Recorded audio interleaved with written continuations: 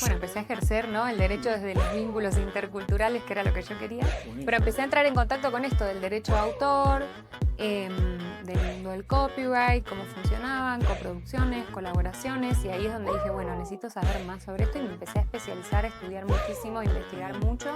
A ver, el usuario puede ser una marca, Sí. pero no es tu marca. O sea, lo único que va a ser tu marca es lo que vos tengas registrado en el INPE. Ahí está. Sin Eso es marca. registro no hay derecho. nada. O sea, como Perfecto, decimos perfecto. en la jerga jurídica, Eso. el registro es constitutivo del derecho. O sea, aunque lo Perfecto. estés usando hace 15 años, aunque tengas una comunidad de 100.000 seguidores, aunque no hay... No sirve para nada. No hay vuelta de tuerca con eso. El registro hace al derecho, así que registren sus marcas. Vos Claro. te podés encontrar con un usuario casi idéntico al tuyo en redes sociales, pero que esté en Colombia o Ajá. en Francia o en España y que pueda convivir con el tuyo, porque ahí no hay problemas marcarios.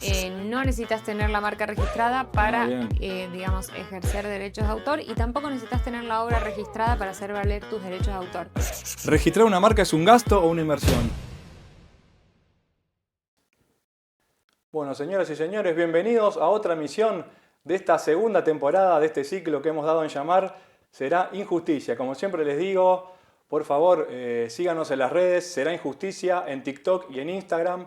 Síganos en YouTube, que van a estar colgados todos los programas. Cada programa traemos un colega distinto para hablar de distintas temáticas y ramas del derecho. Este programa, gente, es para ustedes. Compartan. Si tenés un amigo que tuvo un problema jurídico, que tuvo una estafa virtual que hablamos, que tuvo un accidente de tránsito, que tuvo un tema laboral, un familiar, un conocido, un amigo, compartan, comenten, vean los programas, que estamos tratando de dar información de valor para informar a la gente común de temas que a veces no se conocen o la gente no conoce tanto. Así que bueno, en el programa el día de hoy vino una invitada especial.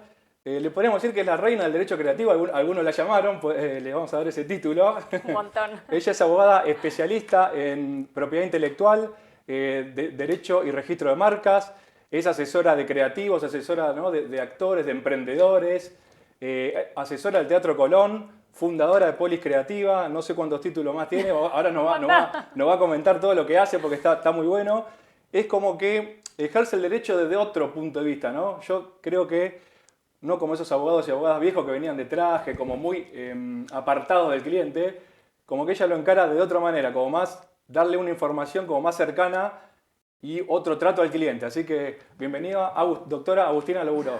Un gusto, bueno, muchas gracias por esta invitación. Es un placer enorme estar acá y bueno, siempre muy alineada con mi objetivo de difusión del mundo del derecho creativo, así que tal cual. Ojalá que todos se sientan interpelados y compartan y comenten, porque es un ida y vuelta estos espacios, así que bienvenidos a todos los que tengan sus dudas. Está buenísimo. Quería lo que yo le pregunto a todos los abogados cuando vienen, Agustina, ¿por qué te decantaste por estudiar Derecho en primer lugar?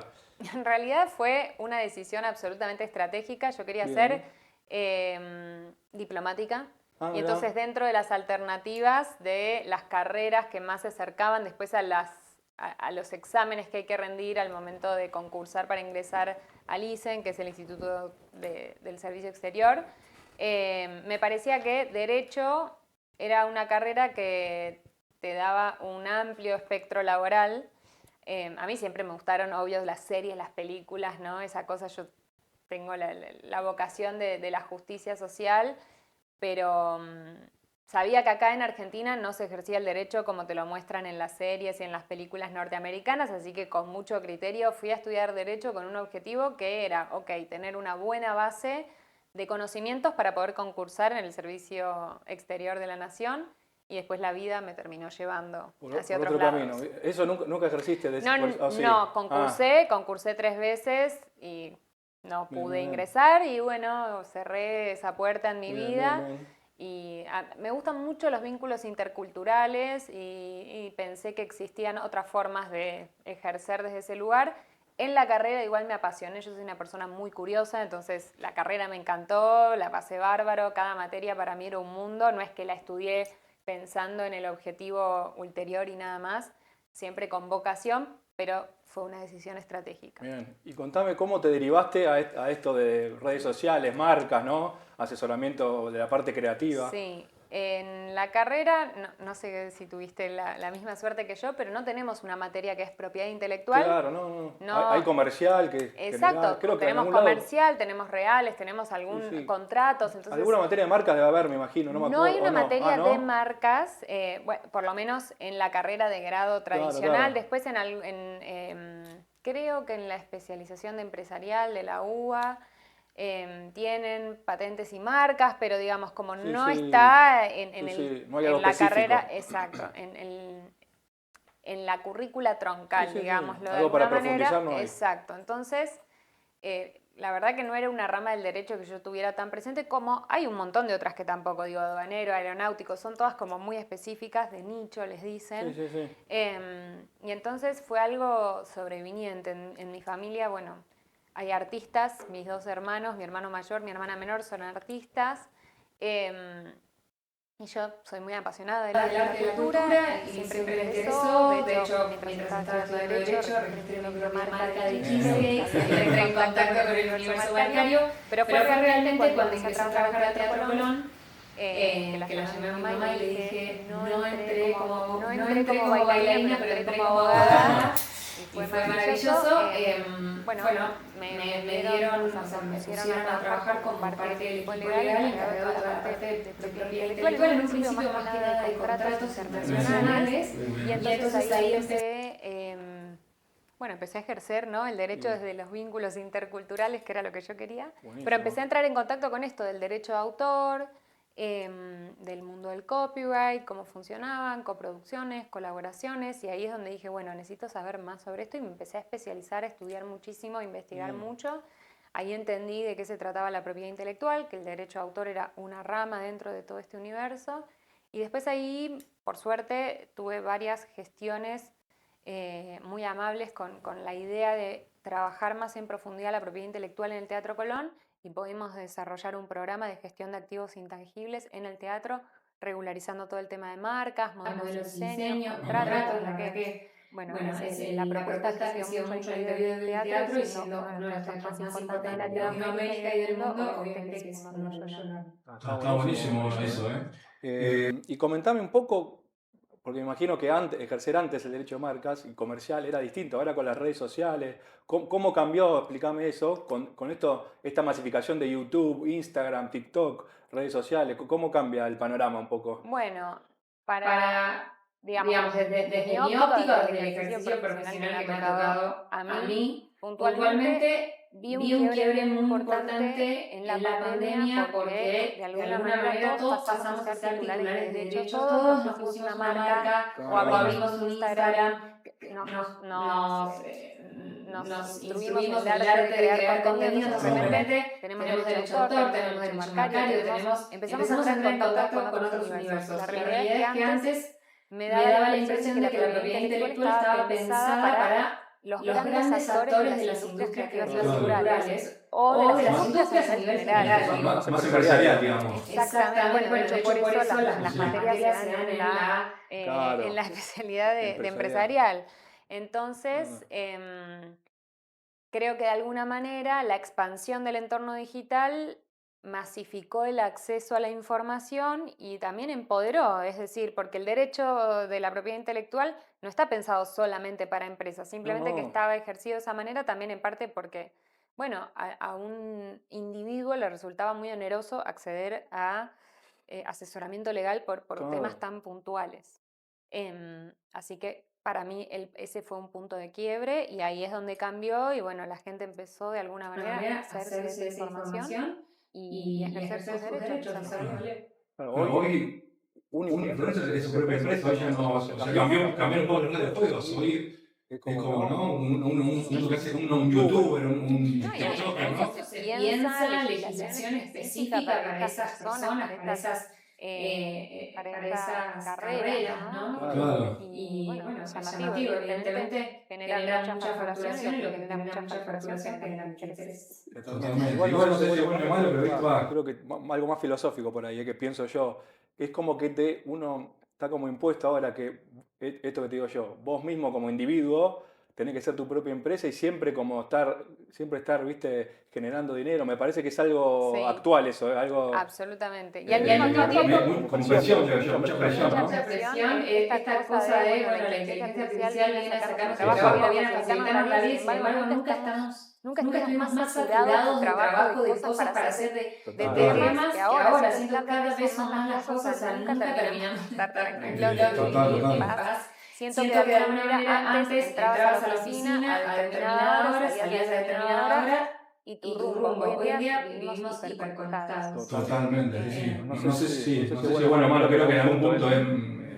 tiene lo bueno y tiene lo malo. Hoy en día puedes trabajar desde tu casa, ¿no? Lo cual es hiper cómodo, pero al mismo tiempo es difícil de desconectar. Obvio, sí, pasa esto. Comentamos un poco, Agustina, este tema de que dicen que es aburrido, o en tu caso no, porque lo llevaste por otro lado, pero viste que muchos piensan que es como aburrido el tema, ¿no? De marca, marcario, ¿no? Tema empresarial, ¿cómo lo ves desde tu punto de vista? Es porque no lo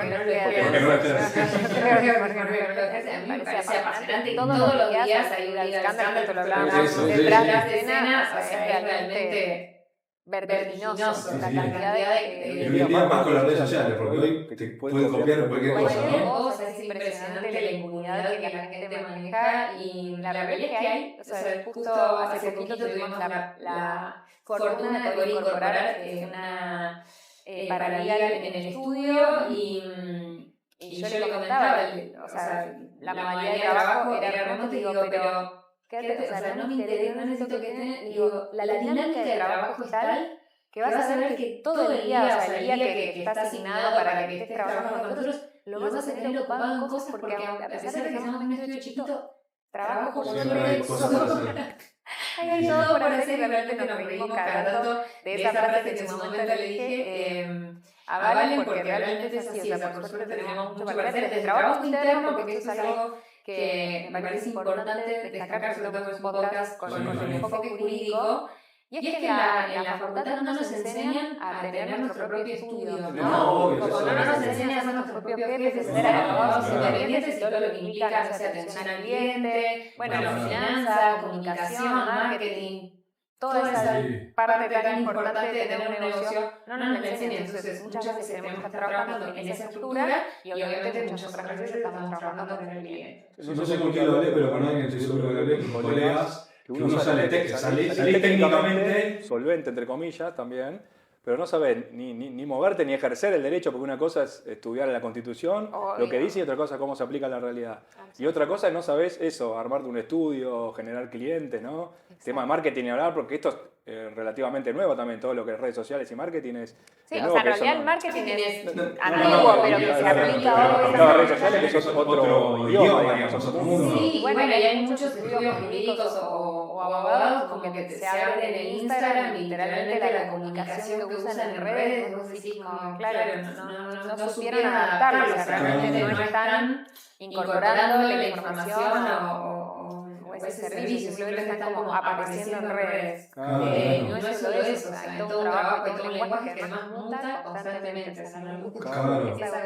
Y sumar eso a la IA, porque hoy generar contenido con IA. Entonces es como que es un mundo que no termina nunca, ¿viste?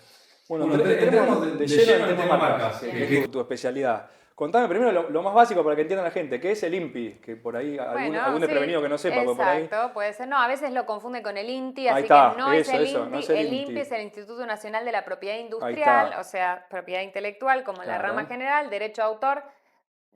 Digamos, se gestiona o se hacen ciertas gestiones en la Dirección Nacional de Derecho de Autor. Bien. Y todo lo que es propiedad industrial, marcas, modelos y diseños industriales, modelos de utilidad, patentes, se llevan adelante en el Instituto Nacional de la Propiedad Industrial, el INPI. Perfecto. Ahora decime, ¿cómo trabajás vos? Ponele que de cero, un cliente te dice, tengo esta idea, quiero registrar una marca. ¿Cuál es el proceso que ustedes hacen en el estudio para registrar y llevar a la práctica esa marca?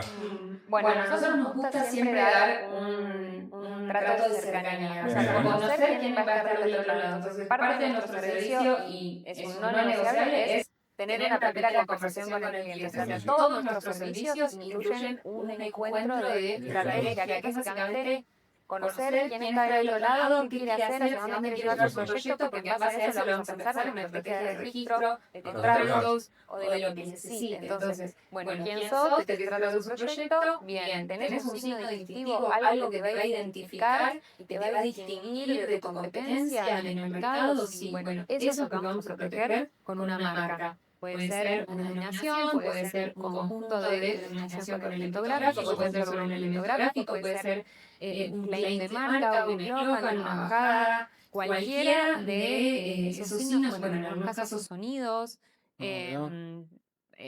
formas no necesarias de un producto, se pueden registrar como marca tridimensional. Bien. Hay un montón de... Bien. O sea, las más conocidas son las tradicionales, Sí, pero sí. después se pueden hacer ampliaciones. Lo principal entonces es profundizar en ese emprendimiento, digamos. Por eso es lo vital, que querés saber de qué se trata, qué lo hace, cuáles son sus principios, valores, ¿no? Para... Exacto. Si no le terminas diciendo, te registro tu marca, ¿qué te vas a dedicar a vender ropa? Bueno, te registro eso es algo específico. No estás en el físico, capaz que lo haces 35, si vos no producís tu propia ropa, en realidad es importante entender cómo va a funcionar el negocio, para que realmente la marca proteja, o sea, blinde ese signo distintivo y no sea solamente, bueno, listo, te despacho y a seguir.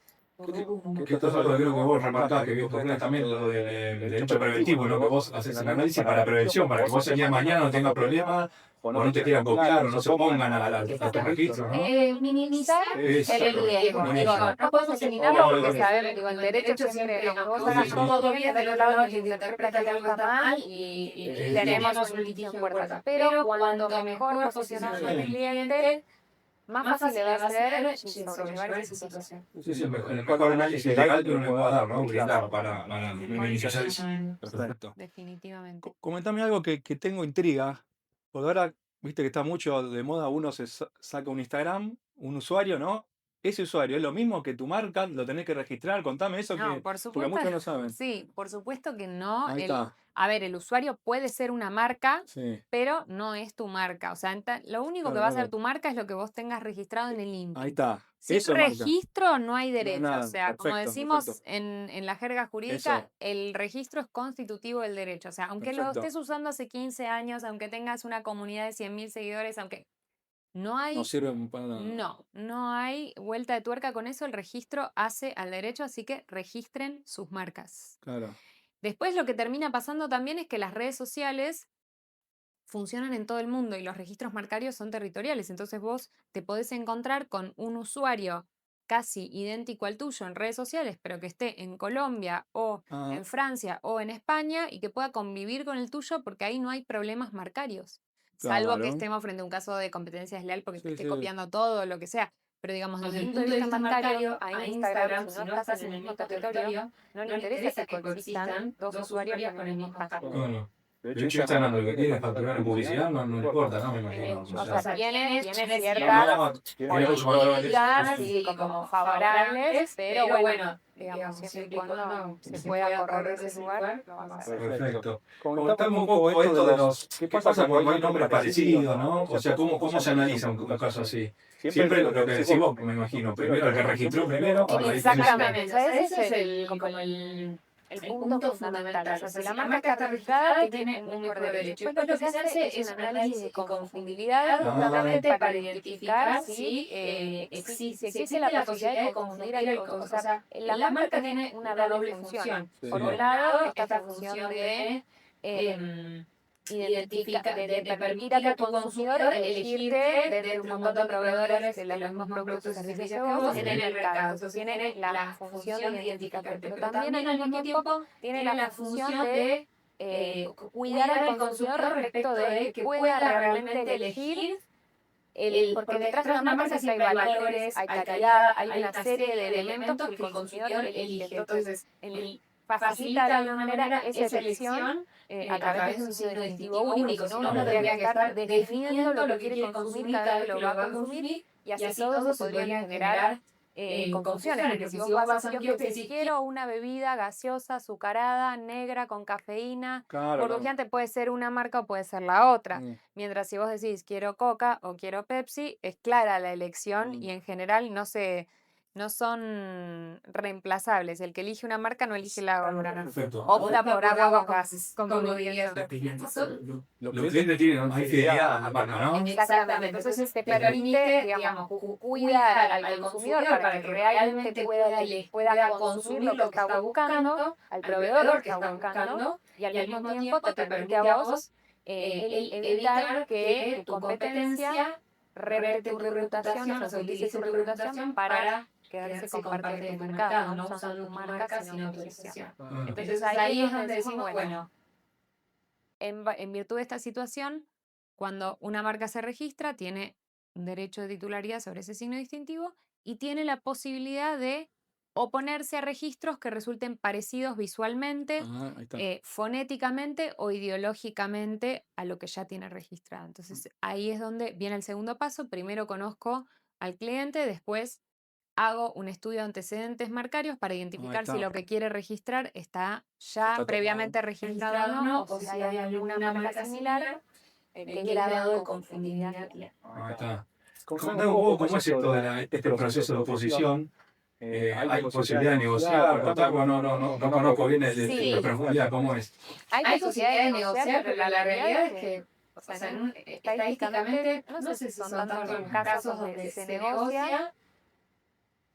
Principalmente, o sea, esto es una estadística creada en base 100% a mi experiencia. O sea, no lo tengo validado con respecto a las estadísticas generales del INPI, pero sí vemos que hay dos tipos de oposiciones. Las oposiciones de las grandes empresas, que ya sabemos cuando hacemos un estudio de antecedentes y vemos que una marca se pisa mínimamente con alguna marca, que va a venir la oposición, pero que también al mismo tiempo se va a poder resolver fácilmente porque de alguna manera te presentan la oposición y después se negocia, se restringe ese registro y cada marca sigue su rumbo.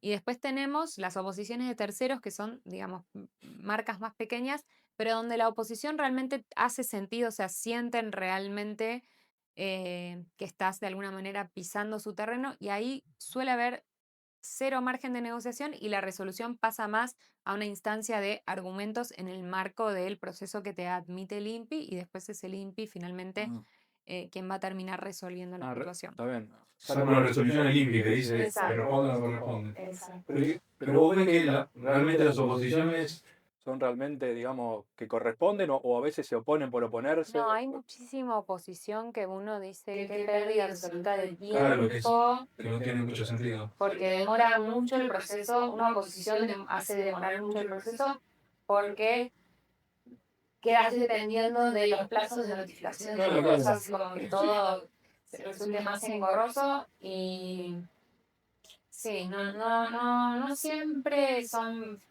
bien pensadas las oposiciones. En nuestro caso, nuestra filosofía es realmente ofrecerle al cliente una oposición cuando tiene absoluto sentido. Perfecto. Como que si no, realmente creo que no hace algún beneficio para nadie y solamente entorpece el proceso. Sí.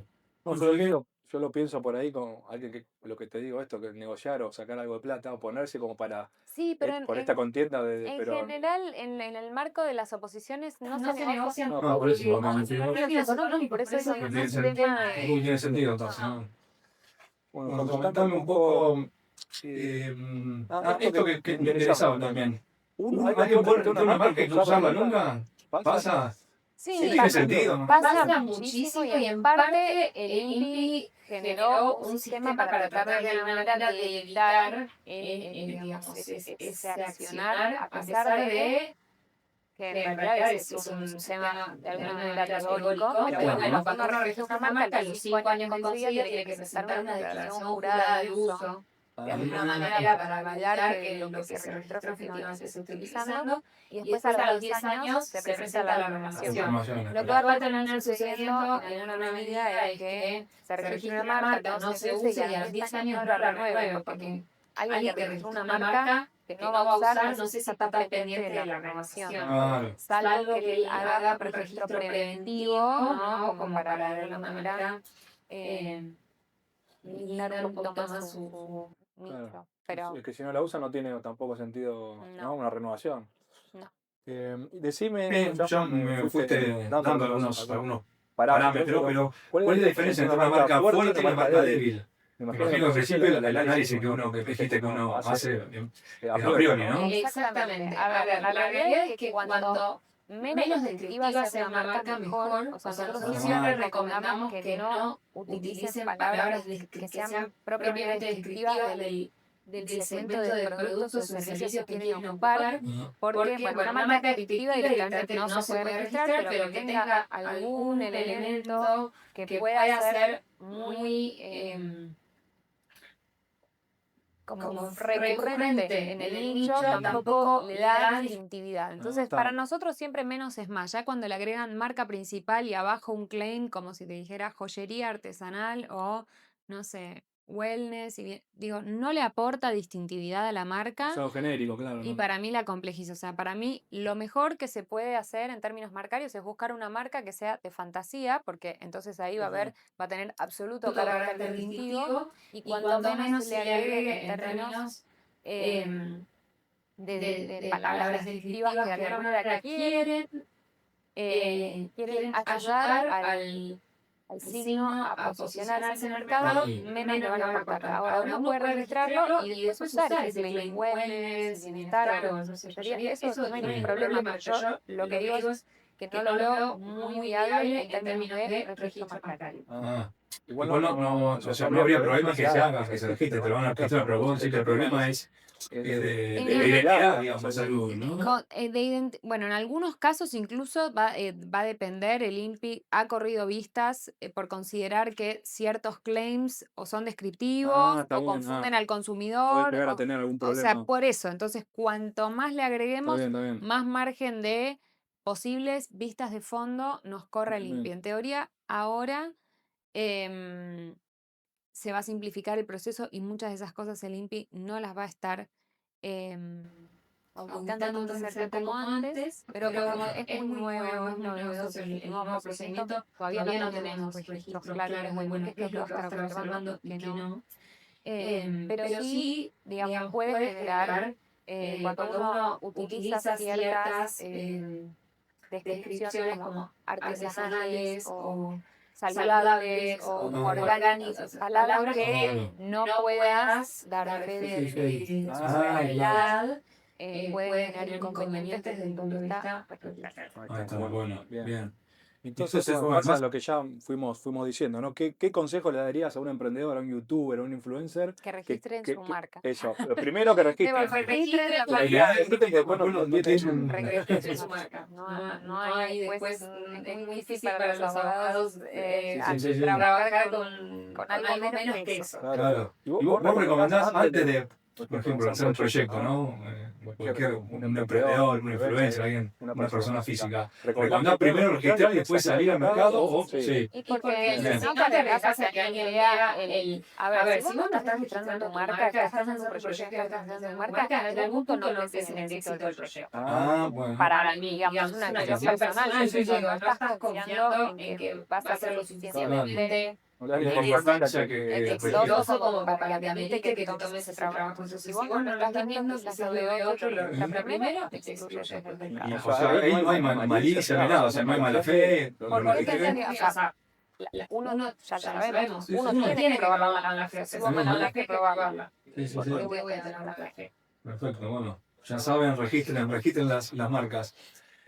Quería hablar un poco de un blog que me interesa mucho, que es el tema, bueno, de las redes sociales, esto del registro marcario y redes sociales, ¿no?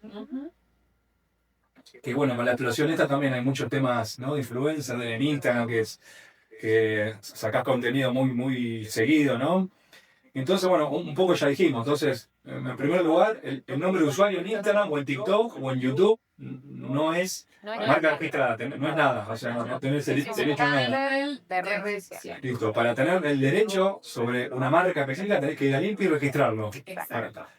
Puede ser una persona física, puede ser una empresa, lo puedes registrar a nombre tuyo propio, no hay problema en eso. Una persona física, una persona jurídica, sí. Bárbaro. Después, ¿qué pasa? Esto me interesa, más allá del nombre, porque a veces puede ser que te copien una estética, alguna forma de un logo, ¿no? En redes sociales. ¿Qué pasa con eso? ¿Está protegido o no está protegido? En realidad está protegido todo el contenido original, la expresión original de ideas. Siempre, digamos, hay una regla matemática para decir todo esto está protegido, pero uno normalmente analizando los casos se da cuenta, bueno, si es material protegido, no es material protegido. Pero bueno, en el caso de Instagram, un reel, alguna forma, digamos, pero es la expresión original, no es el estilo, no es la tendencia, es el contenido concreto que se analiza. O sea, cuando nosotros hablamos de la copia o del plagio, siempre es sobre un caso concreto en dos o más obras.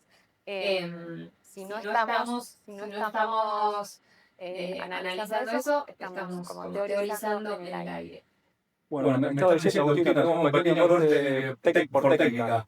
Me comentabas un poco de esto de las copias de contenido tanto para Carrusel como de Reels. Lo que veníamos diciendo, que si no está registrado, ¿cómo decías vos? No, lo que normalmente, exactamente, bueno, ese es un tema espectacular que traes a la conversación, porque las ideas no se protegen, sino que lo que se protege es la expresión original de una idea. Entonces siempre vamos a tener que considerar expresiones existentes. Pero tangible, la unidad es esotério. Exacto, o sea, algo que no se concretó. En la expresión original de una idea podemos tomar una obra, otra obra y compararlas. Entonces ahí identificar si se produce la copia, podemos hablar de plagio y bueno, todo lo que la gente le busca, ¿no? Esos temas que siempre generan rigideces. Puntualmente pasa mucho en redes que se termina confundiendo la copia, ¿no?, del contenido o el uso no autorizado del contenido con las tendencias. Y con las tendencias, digamos, la tendencia de contenido no se puede proteger porque es algo que de alguna manera se impone y todo el mundo quiere, en lo que todo el mundo quiere participar. Distinto es el caso cuando uno hace un contenido original y alguien lo replica. Y hablar cuando alguien usa una obra tuya que estaba alojada en redes sociales, eso, digamos, es como... Eso sí, incuestionable, digamos. Incuestionable. El caso más claro. Pero pasa muchísimo. Pero acá medio que es imparable el tema de las tendencias, porque vos tampoco podés proteger todo. No sé, el bailecito de TikTok, te digo, una tontería, ¿no? Que es una idea, no es algo, digamos, concreto, ¿no? No, y es una tendencia, o sea, Y está pensada para eso, para que todo el mundo la replique. Entonces ahí es donde uno tiene que saber trazar la línea, ¿no? Claro. A veces pasa, se generan situaciones que derivan en sensibilidad y que a veces no encuadran dentro de lo que jurídicamente nosotros consideramos como una infracción o una vulneración a los derechos de autor. Lo que no significa que no pueda ser encarado de la vía ética, moral, ¿no? La competencia legal, pero son otros caminos. Pero ahora decís algo, vos decís, está bien, si te copian algo muy puntual, pero esto, si vos, por ejemplo, en tus redes sociales, ¿no? Haces algo, no sé, un reel, algo que te lo copian, ¿necesariamente esa marca tiene que estar registrada previamente? No, va por características. Ahí está, eso es lamentable. Exactamente, como no tiene que ver, el derecho de autor no tiene que ver con el mundo bancario, sino que son dos universos distintos que complementan. Bien. Complementan, pero no necesitas tener la marca registrada para, digamos, ejercer derechos de autor y tampoco necesitas tener la obra registrada para hacer valer tus derechos de autor. Sino que el registro o el depósito de obra en la Dirección Nacional de Derecho de Autor es un elemento de presunción de autoría, pero en realidad vos sos autor desde el momento en que creás. Buenísimo. Es decir, uno crea, ahora en redes sociales yo subo algo, creo algo propio mío. Ya sos titular. Ya soy titular. Buenísimo, espectacular. Comentame un poco...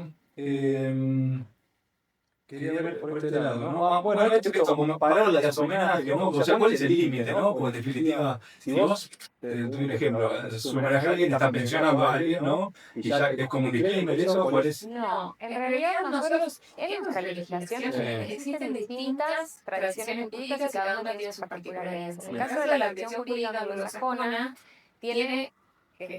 digamos, cuya representación es el copyright, que de tanto se habla del copyright y el derecho de autor, no son lo mismo, no funcionan de la misma manera. Y es importante que lo tengamos en cuenta porque estamos muy anclados en la lógica norteamericana y en realidad a nosotros eso no nos aplica. Entonces, el apropiacionismo artístico, el fair use, todo eso es propio de como la jurisdicción o la legislación norteamericana. Anglosajón, sí, sí.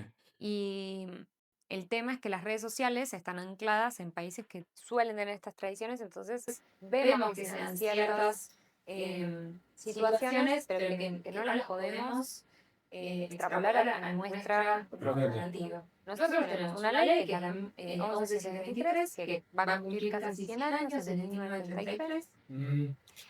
Y que tiene un artículo específico, el artículo 10, en el que establece limitaciones o excepciones al derecho de autor. Básicamente son las que están en la ley. Lo que no encuadra en ese artículo queda afuera. Entonces, parodia, no, homenaje, no, o sea, podemos sí hacer, o sea, podemos utilizar hasta 1000 palabras de una obra literaria con fines científicos, de crítica, de comentario, podemos usar hasta 8 compases con la misma finalidad, pero siempre citando al autor. O sea, en realidad las limitaciones o las excepciones al derecho de autor son muy escasas, o sea, desde el punto de vista de la legislación autoral argentina. Sí. Pero bueno, después en la práctica terminan sucediendo situaciones que no derivan de ningún conflicto y eso hace que la gente se confunda, como, bueno, pues si todo el mundo lo hace, yo lo puedo hacer, bueno, sí, no, pero si vos me preguntas a mí, jurídicamente yo tengo que decir lo que puede suceder, digamos, como que... Sí, vos haces un asesoramiento, no haces un caso que te viene, ¿no? Exactamente, como no podemos desconocer lo que dice la ley y que un otro queda legitimado a hacer tu reclamo en determinados casos. Pero en otras legislaciones la parodia sí está recitada, el fair use, que es un análisis posterior, o sea, el derecho norteamericano nosotros lo dejamos estipulado ex ante en la ley, artículo 10. En el caso norteamericano es ex post, o sea, primero hasta que suceda el hecho, la obra, y después se comparan y en base a eso se define si es fair use o no, o sea, si es uso legítimo de una obra anterior o no. Entonces es siempre en el caso concreto, Para nosotros es como, ¿está amparado en el artículo 10? ¿Sí? ¿No? Bueno, chao. Claro, es un análisis más genérico, digamos, y después se adapta al caso concreto. Exactamente. Entonces, pero bueno, redes sociales hay mucho meme, hay mucha parodia, hay mucha cosa dando vueltas que de alguna manera no pareciera dar a entender que se flexibiliza la normativa y la realidad es que no. Que me gustaría que así suceda, por supuesto, porque considero que las prácticas actualmente no son las que eran, entonces para mí hay que ser más rigurosos con algunas cuestiones y ser más laxos con otras, sin entorpecer el ejercicio natural del derecho de la persona. Ahora que hablaste de los memes, ¿qué pasa con los memes? ¿Se pueden copiar, no se pueden copiar? ¿Es tendencia? ¿A veces son tendencia? Parece. Para mí, como que los memes tienen 3 universos, están los memes que están basados en contenido original, y son obras originales, los memes que son más bien ilustradas por un autor o un autor, esos tienen derecho a autor. Y en teoría no podrías usarlos, no podrías crear merchandising, no podrías hacer nada. Por la propia naturaleza del meme te termina pasando que en general no te vas a encontrar un reclamo por un uso de un meme, pero bueno, la realidad es que podría suceder. Después hay memes de fotogramas de películas, ¿no? Leonardo DiCaprio con la Exactamente. Bueno, en esos casos, la realidad es que es muy poco, o sea, si lo pensamos desde el punto de vista anglosajón, hay una especie de uso transformativo de la obra, por lo cual es poco probable que eso derive en un conflicto. Y después tenemos los memes basados en personas random, o sea, personas que no son Leonardo DiCaprio y Will Smith, que son personas chicos, muchas veces son niños, que algunos se viralizan con alguna frase y quedaron. Se viralizan, exactamente, y entonces ahí hay un tema de uso de imagen, de derecho de autor, de afectación reputacional, hay un montón de cosas. Inclusive casi se diría, puede escribir una serie de Google, ¿no? Como lo... Por eso digo, hay como ya otra situación. La realidad es que no conozco casos que hayan escalado acá en Argentina por medio, pero sí también es real que hay una tendencia que dicta que si, digamos, si personas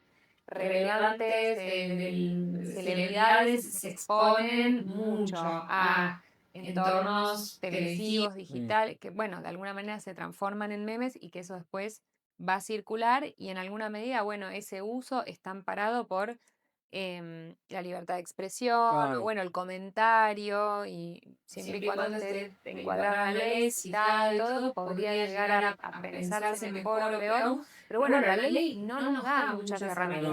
Yo, desde el punto de vista jurídico, tengo que decir, nada de todo eso que estamos hablando puede llegar en nuestro país. Considera que debería actualizarse, cambiarse la ley, me imagino, porque quedó, con las redes sociales quedó budista. La persona de antes, Sí, ya venía. con el entorno digital, digamos, en los años...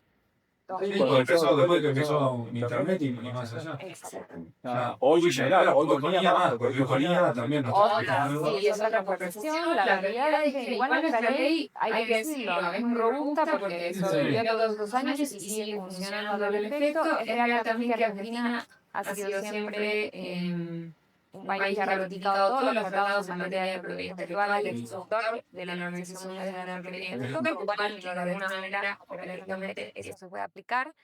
Pero bueno, correspondería sí actualizar e incorporar algunos institutos nuevos a la ley. Sí. Buenísimo. Comentame también esto, en las redes sociales hay algunos canales como de reclamos, ¿no? Sirve para algo, sirven. Tiene que servir porque, de vuelta, como de alguna manera estas redes sociales están ancladas en territorios que tienen que ser accesibles, tienen que poner a disposición lo que la ley dicta, en estos casos el CIS, ANSIS, que tienen este periodo de tiempo muy específico para dar respuesta a ciertas cuestiones. Entonces, a ver, funciona en la medida de lo posible y viable, y la plataforma siempre trata de estar como en el mínimo viable, ¿no? Ellos no te mandan algo más de lo que ellos precisan para mantenerse dentro de la ley y eximirse de responsabilidad como intermediario, pero también es una realidad que la plataforma no es un justiciero. No, si vos tenés un reclamo, tenés que llevarlo a la sede judicial. No, son sorpresas que quieren ganar plata, no te cuentan. Digamos, va a tener, como decís vos, cumplir las normas legales mínimas como para seguir operando y cobrar publicidad. Funciona si uno quiere para lo que es el cese de uso, o sea, para ese tipo de cosas, para evitar que algo se siga. Perfecto, sí. Con temas raciales, con temas de... Yo no me meto en eso, desde el punto de vista del derecho a autor, si estás haciendo uso de tu obra y vos querés usarlo, entonces el reclamo y funciona, pero no vas a obtener un resarcimiento económico a través de la plataforma. No, claro, o sea, eso sí tiene que ir por otras vías, por eso digo que, bueno, sirve como una medida muy... mejor rápido como para reclamar y... Claro, inmediata. Perfecto. Y vamos a la parte me interesa mucho la parte de IA. La parte de IA porque vino a revolucionar un poco todo este tema marcario y propiedad intelectual. Comentame un poco, ¿se está utilizando IA en la parte de propiedad intelectual? ¿Qué pasa sobre todo esto? Quiero saber. Uno crea algo, hoy que se crea mucho imágenes, creas un logo, cosas creadas con IA. ¿Qué pasa? ¿Quién es el titular? Bueno, si se está discutiendo, es algo que se está discutiendo actualmente, no hay una postura uniforme y determinada al respecto, y hay dos grandes discusiones. Una que tiene que ver con el input con el que se alimenta y se entrena la inteligencia artificial, o sea, si hay o no hay infracción a los derechos de autor por el uso de obras en el entrenamiento de inteligencias artificiales. Y por otro lado, el output, ¿no? ¿Qué pasa con la obra creada utilizando herramientas de inteligencia artificial? Si requieren o no requieren intervención humana, qué grado de intervención humana requieren. O sea, son todas discusiones que están en curso, digamos, ¿no? No hay más preguntas que respuestas. Sí, es para un poco hacer un informe que dilucidemos un poco, ¿no? Juntos, qué puede pasar, pero me imagino... Normativa mundial no existe, ¿no? No, cada región va de alguna manera exactamente generando sus propias regulaciones, sus propias excepciones, la minería de datos, ciertas de la oficina de copyright de Estados Unidos que manifiesta expresamente que requiere intervención humana para la protección, o sea, van de alguna manera esbozando ciertos elementos, pero no tenemos. No hay nada, no hay nada seguro en este campo. ¿Qué pasa con los estilos artísticos? ¿Viste? Que hoy yo, si quiero hacer un cuadro estilo Van Gogh, pintado al óleo, me sale en la imagen. Exacto. ¿Qué pasa con eso? Los estilos no tienen protección porque de vuelta, como el surrealismo, no sé, el puntillismo, digamos, como que... Es un estilo artístico, digamos. La realidad es que si vos le asignás protección a un estilo, de alguna manera vas a como monopolizar el mercado, porque la primera persona que traiga ese estilo al mundo, bueno, se la va a quedar de alguna manera y entonces limitas mucho la producción artística.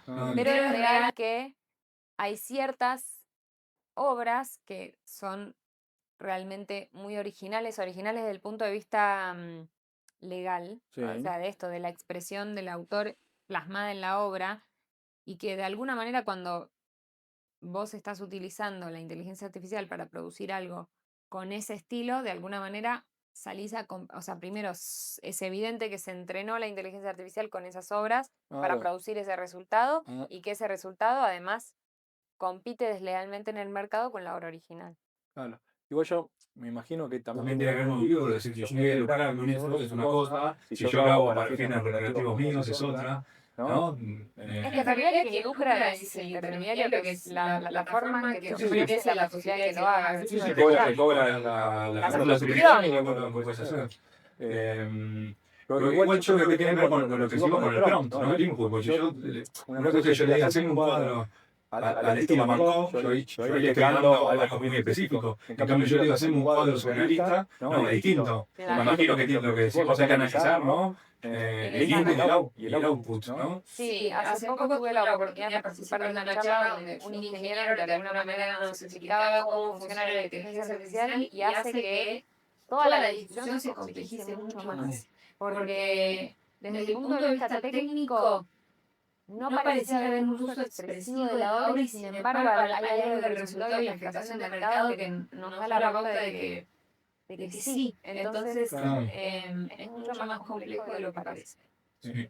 No tenemos respuestas, tenemos dudas que... No, es muy difícil decir sí o no, porque realmente no me considero como... Y además siempre va a ser el caso concreto. De hecho, la poca jurisprudencia que hay, que no es local, trabaja sobre el caso concreto y en un lugar dice, sí, bueno, es un uso transformativo, pero no se está considerando el efecto de mercado, o no se puede probar el efecto de mercado, o es un uso transformativo, pero en realidad las fuentes que vos utilizaste para entrenar la inteligencia artificial las obtuviste mediante piratería, digamos, como desde una fuente legítima, y entonces, o sea, como que nadie termina de decidir realmente, se buscan como situaciones muy concretas de ese caso específico para resolver, y entonces no te permiten generar principios generales. Claro. Yo escuché, de hecho, no sé si te enteraste, que también casi todas las plataformas estas de las empresas, como que tienen un presupuesto, también han tenido problemas de estilo, o sea, juicio. Ellos saben que van a tener problemas judiciales. Y es lo que se dice, o sea, claramente las licencias o los pedidos no van a truncar la innovación porque las empresas tienen el dinero para hacer el diferencia. Claro, ellos, digamos, tienen un presupuesto, saben que hay que avanzar, o sea, que van a exploran la posibilidad de, o sea, ¿qué les es más económicamente viable? ¿Es un acuerdo judicial o un pedido de permiso al colectivo de autores? Claro, esa es otra. Que también es un poco así, sopesar o no. Que no hace falta hacer empresas en realidad, ¿no? Yo me peleo mucho con los seguros, que saben que hay determinada cantidad de reclamos judiciales, que tanto van a juicio, que tanto se arreglan, que tantas sentencias hay, entonces hacen una ecuación económica y fácil, lo que se llama barato, lo hacen. Es un poco eso, ¿no? Comentame si también vos considerás que la IA también, o sea, así lo mismo, como para vulnerar derechos, sirve para detectar las infracciones. O sea, con las mismas herramientas de IA se pueden utilizar, ¿no? Para detectar, ¿no? Absolutamente, sí, porque hoy en día, bueno, los buscadores ya hace rato, Google en su momento, vos ponías una foto en el buscador de Google y te busca similitudes estéticas, y entonces, bueno, el print de YouTube también que te busca como melodías, sonidos similares, y entonces te la bajas de los... O sea, como que ya hace rato que le venimos como viendo este tipo de herramientas en funcionamiento, y lo que también es como sirve para detectar no sé, tumores incipientes, también sirve para detectar infracciones en cualquier rincón del mundo. Entonces, creo que la regulación tiene que tener este componente de ética para decir, la inteligencia artificial tiene muchos beneficios,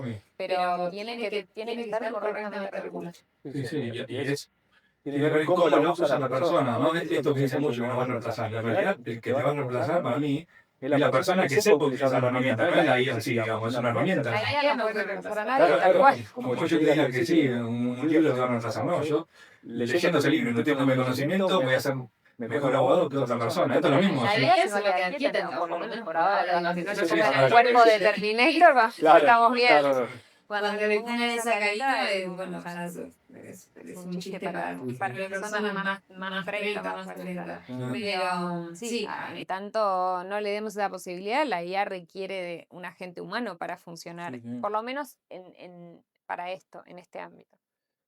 Algo que a mí que yo También discuto con muchos colegas, viste que el tema esto de los datos, que dicen, no le tenés que subir datos porque ¿no? Hay una ley de protección de datos y demás. Pero yo lo que digo, y lo discuto con varios colegas, es que todas las plataformas, vos subís un archivo Google Drive, ya Microsoft ya tiene tus datos. El Drive de Google también ya tiene nuestros datos, ¿no? Es decir, en realidad vos compartís archivos por WhatsApp, Meta tiene tus datos, digamos. Me parece que raro que se asombren por subirle más datos. Está bien lo que dicen.